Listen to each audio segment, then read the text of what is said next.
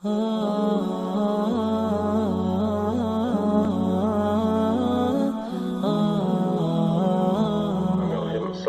warahmatullahi wabarakatuh.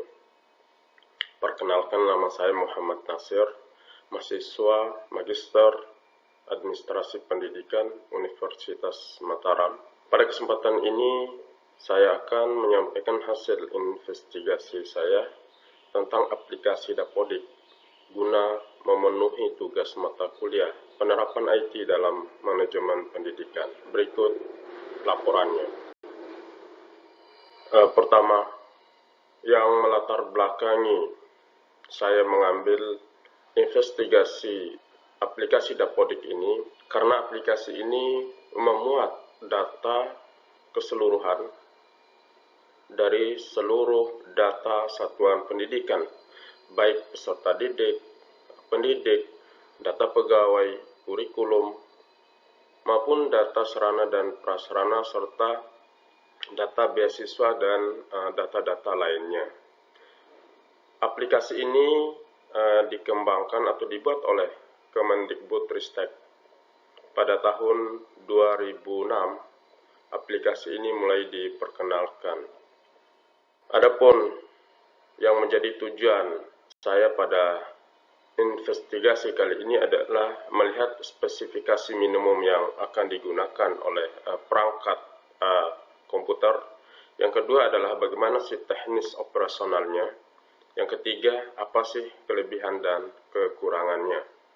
Adapun spesifikasi minimum yang harus dimiliki oleh sekolah untuk menginstal aplikasi Dapodik adalah yang pertama memiliki prosesor Intel Core i3 atau yang setara.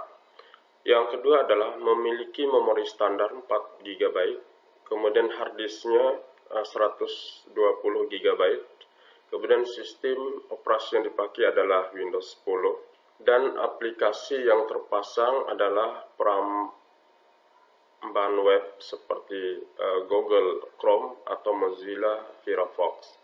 Nah, ini spesifikasi minimum yang harus dimiliki oleh komputer atau laptop apabila ingin menginstal aplikasi Dapodik. Selanjutnya, bagaimana teknis operasionalnya, tahapan persiapan instalasi. Yang pertama adalah spesifikasi minimum yang harus dimiliki oleh komputer, kemudian harus memiliki kode registrasi dari Dinas Dikbud dan akun petugas pendataan, yaitu akun sekolah atau petugas operator sekolah. Kemudian yang ketiga, mengunduh aplikasi Dapodik. Selanjutnya, langkah keempat adalah generate a profile aplikasi Dapodik. Kemudian memasukkan kode registrasi aplikasi Dapodik. Kemudian tidak lupa dilakukan pengaturan waktu di komputer agar sesuai dengan waktu setempat. Kemudian program antivirus itu sebaiknya dinonaktifkan. Maka akan terlihat seperti ini setelah klik 2 kali aplikasi Dapodiknya. Kemudian kita klik lanjut. Kemudian berikutnya kita akan diberikan menu perjanjian persetujuan. Jadi kita klik saya setuju, kemudian klik lanjut. Selanjutnya kita akan masuk ke jendela persiapan pemasangan aplikasi Dapodik. Kita klik pasang. Kemudian selanjutnya proses instalasi akan berjalan. Nanti akan muncul menu atau tombol selesai, kemudian kita klik tombol selesai. Kemudian jangan lupa membersihkan sampah setelah melakukan instalasi aplikasi ini. Setelah melakukan registrasi, kita akan masuk ke aplikasi Dapodiknya dengan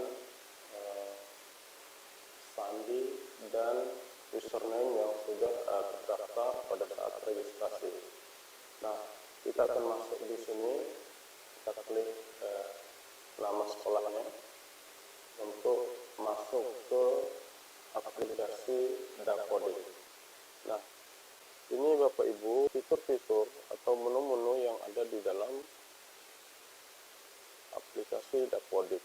Contoh di beranda ini ada nama SD, di sini profil sekolah disebutkan di sini, kemudian jumlah rekapitulasi dari siswa, kemudian tombol tenaga pendidik, jumlah guru, dan ruang kelas. Di sini ada informasi tentang laman-laman dari Kemdikbudristek. Selanjutnya, untuk menu sekolah, di sini identitas sekolah, nama, kemudian bentuk pendidikannya bagaimana. Nah, di sini lengkap semua untuk profil dari sekolah, mulai dari identitas sekolah sampai identitas nama sekolah sampai terakhir adalah nominal siswa ya, data lengkap di sini. Kemudian selanjutnya ini data periodiknya, kemudian ada sanitasi. Kalau kita ingin lihat di sini menunya, data periode, sanitasi, data dinamis, kemudian kepanitiaan sekolah, pendidikan keluarga, kemudian blog grant, layanan khusus, program inklusi, kemudian ekstrakurikuler, kemudian penyelenggara pondok pesantren, dan akreditasi. Nah, di sini adalah semua lengkap untuk data sekolah. Nah, untuk data sarana di sini ada tanah, ruang, dan alat angkut dan buku. Selanjutnya untuk menu GTK. Jadi di sini ada guru, tendik, dan GTK nonaktif. Coba kita buka guru, apa saja menunya.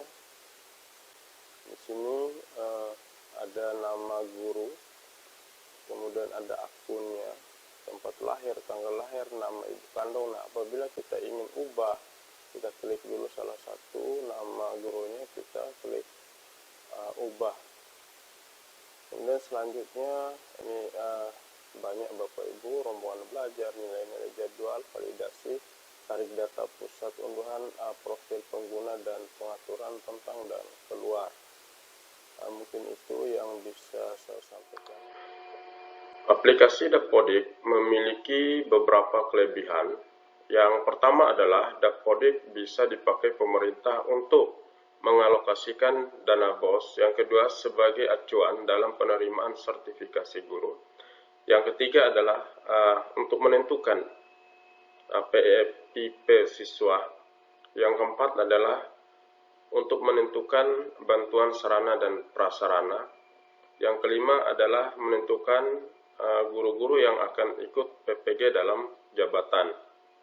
Selanjutnya adalah sebagai dasar pembayaran gaji guru tidak tetap.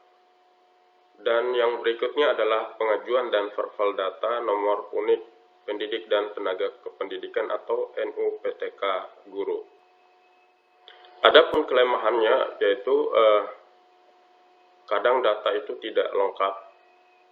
Yang kedua adalah ketidaksesuaian antara data input dengan keadaan sebenarnya. Yang ketiga adalah ketidaktepatan waktu dalam proses input data. Yang keempat adalah adanya perubahan aplikasi yang sangat cepat. Adapun solusi untuk mengatasi permasalahan kelemahan tadi, yang pertama yang dilakukan oleh kepala sekolah adalah penguatan regulasi dan SOP pendataan. Yang kedua adalah adanya pengawasan kepala sekolah dalam memverifikasi data. Yang ketiga, sosialisasi tentang pentingnya pemanfaatan data Dapodik. Yang keempat adalah dibuat sistem integrasi data internal Dinas Pendidikan. Demikian hasil investigasi aplikasi Dapodik yang telah saya lakukan di SDN 1 Mareje. Semoga bermanfaat. Assalamualaikum warahmatullahi wabarakatuh.